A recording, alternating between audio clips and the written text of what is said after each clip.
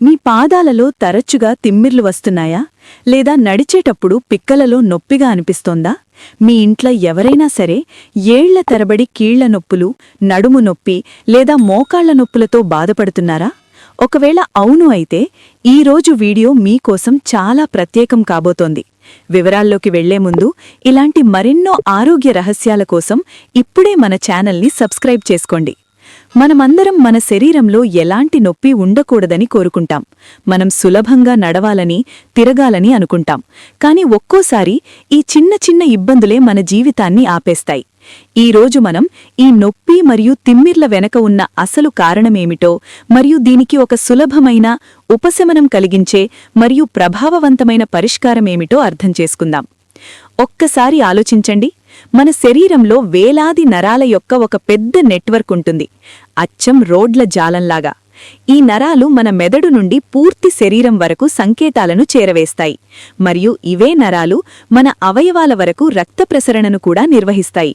కాని వీటిలో ఎక్కడైనా జామ్ లేదా బ్లాకేజ్ ఏర్పడితే ఏమవుతుంది? మొదటిది, ఆ ప్రాంతంలో రక్త ప్రసరణ తగ్గిపోతుంది.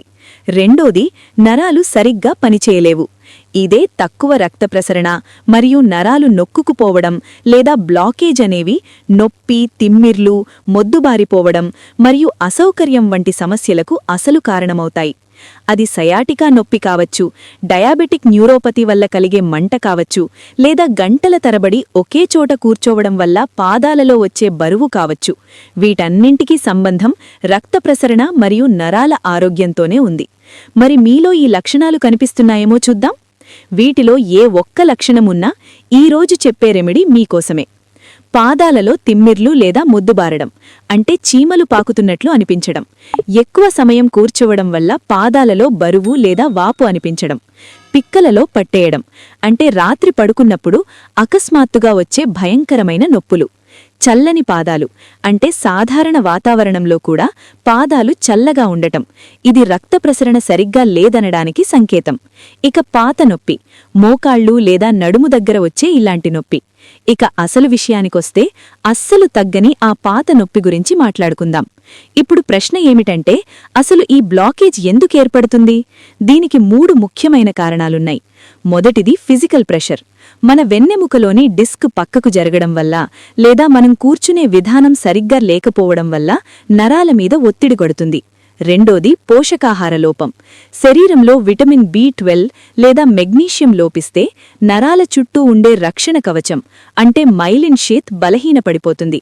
మూడోది రక్త ప్రసరణ సరిగ్గా లేకపోవడం. డయాబెటీస్ లేదా హై కొలెస్ట్రాల్ కారణంగా రక్తనాళాలు సన్నబడిపోతాయి. దీనివల్ల పాదాల వరకు ఆక్సిజన్ సరిగ్గా అందదు. కాని మీరు ఏమాత్రం ఆందోళన చెందకండి. ఈరోజు మన రెమెడీ ఏమిటంటే వేడి నీటి కాపడం. అయితే ఇందులో మనం కొన్ని ప్రత్యేకమైన వస్తువులను కలుపుతాము.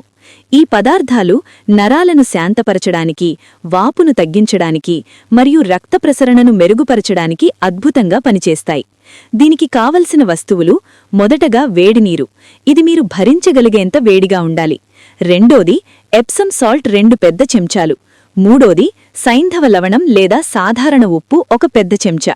నాలుగోది పసుపు 1 చిన్న చెంచా. ఐదోది ఎసెన్షియల్ ఆయిల్, అంటే పెప్పర్మింట్ లేదా లావెండర్ ఆయిల్ 5 నుండి 6 చుక్కలు. తయారు చేసే విధానం చూద్దాం. ఒక పెద్ద టబ్ లేదా బకెట్ తీసుకోండి.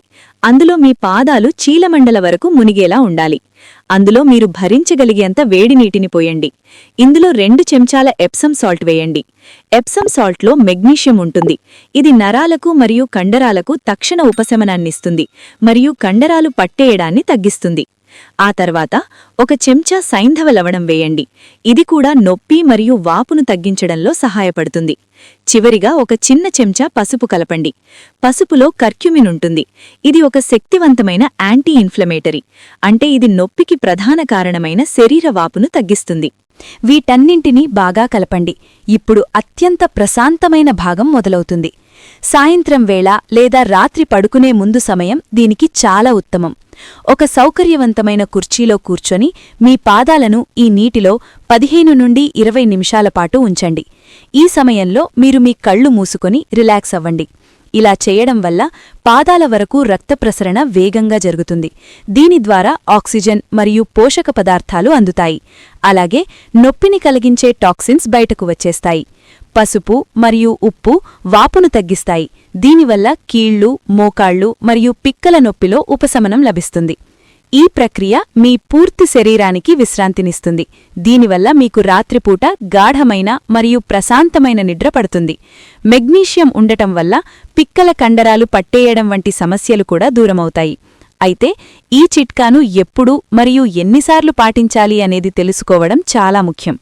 ఒకవేళ మీకు నొప్పి లేదా తిమ్మిర్లు ఎక్కువగా ఉంటే మొదట 10 నుండి 15 రోజుల పాటు ప్రతిరోజూ ఇలా చేయండి. మీకు ఉపశమనం లభిస్తోంది అనిపించినప్పుడు వారంలో 3 నుండి 4 సార్లు చేస్తే సరిపోతుంది. ఇక ఇప్పుడు రెండో పరిష్కారం గురించి మాట్లాడుకుందాం.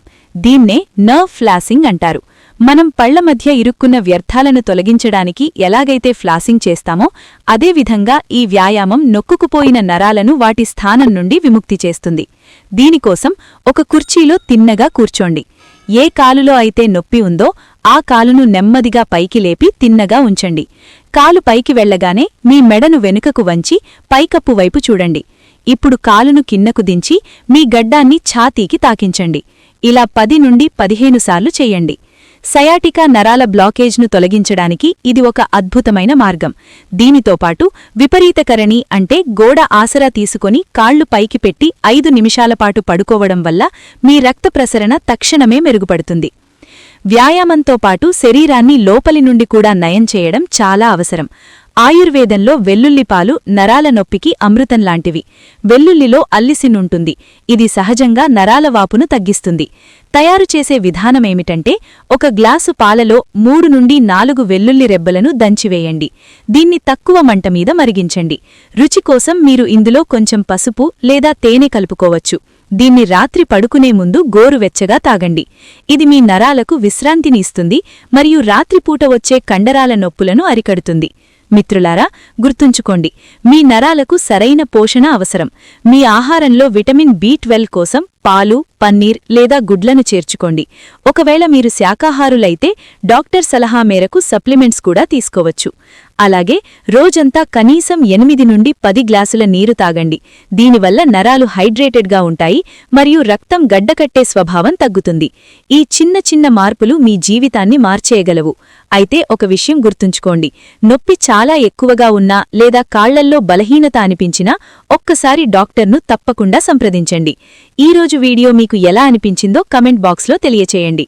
చూశారు కదా, ఈ చిన్న జాగ్రత్తలు మీ ఆరోగ్యానికి ఎంతటి మేలు చేస్తాయో. ఈ సమాచారం మీకు నిజంగా ఉపయోగపడిందని మేము ఆశిస్తున్నాము. మీకు ఈ వీడియో నచ్చినట్లయితే తప్పకుండా ఒక లైక్ చేయండి. మీ స్నేహితులు మరియు కుటుంబ సభ్యులలో ఎవరైనా ఇలాంటి నొప్పులతో బాధపడుతుంటే వారికి ఈ వీడియోని వెంటనే షేర్ చేయండి. మీరు చేసే ఒక్క షేర్ ఒకరి ఏళ్లనాటి నొప్పిని తగ్గించడానికి ఎంతో సహాయపడవచ్చు. అలాగే ఇలాంటి మరెన్నో సహజ సిద్ధమైన చిట్కాలు మరియు ఆరోగ్యకరమైన విషయాలను అస్సలు మిస్ అవ్వకూడదు అనుకుంటే ఇప్పుడే మన ఛానల్ని సబ్స్క్రైబ్ చేసుకోండి. పక్కనే ఉన్న గంట సింబల్ని నొక్కడం ద్వారా మేము చేసే ప్రతి వీడియో మీకు నోటిఫికేషన్ ద్వారా అందుతుంది. ఆరోగ్యంగా ఉండండి, సంతోషంగా ఉండండి. ధన్యవాదాలు.